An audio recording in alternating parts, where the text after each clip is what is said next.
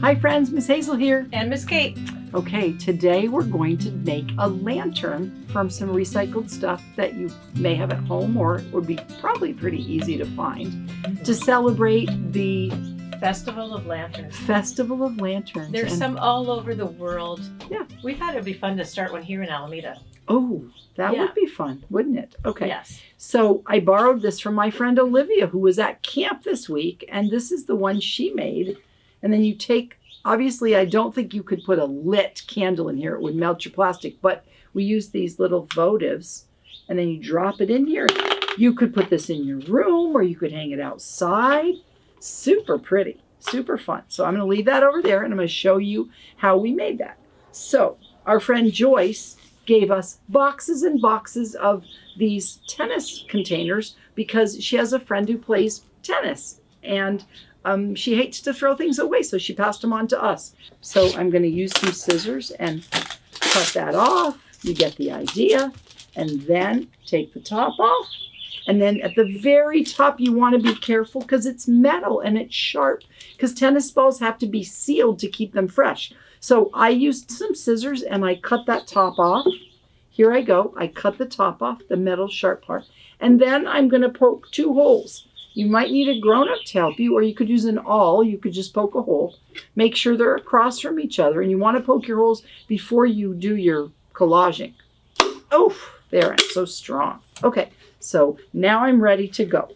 I've got gluey water, which is just school glue mixed with water, half-half. So it's kind of like watery glue. And then I've got pieces of tissue paper that I cut up.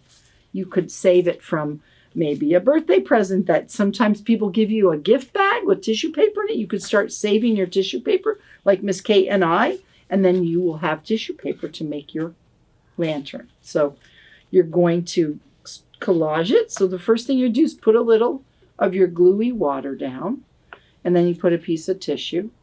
Oh, I picked 2 up, 3 up. Take that off. And then you put a little gluey water, on top of it. It does move around because it's it does very move thin around. glue now. Yeah, like that. And then I'm going to use an orange one. And then you can even stick a little bit to your fingers like that. You kind of get the idea. And then we like to actually put a little bit over so that there's no pokey parts coming out. And it will seal it on. Yeah. You know what I found, Miss Hazel, is when I put my hand in it. Oh, inside that kind of stabilizes it. Yeah, that seemed easier for me. And we did this week with the kids at camp. And you know what? Some of the kids painted their whole container, and then they started doing their tissue paper. So whatever system works for you, you can cover that up. We also had some polka dotty tissue paper, so whatever you like. And then you're going to over and under.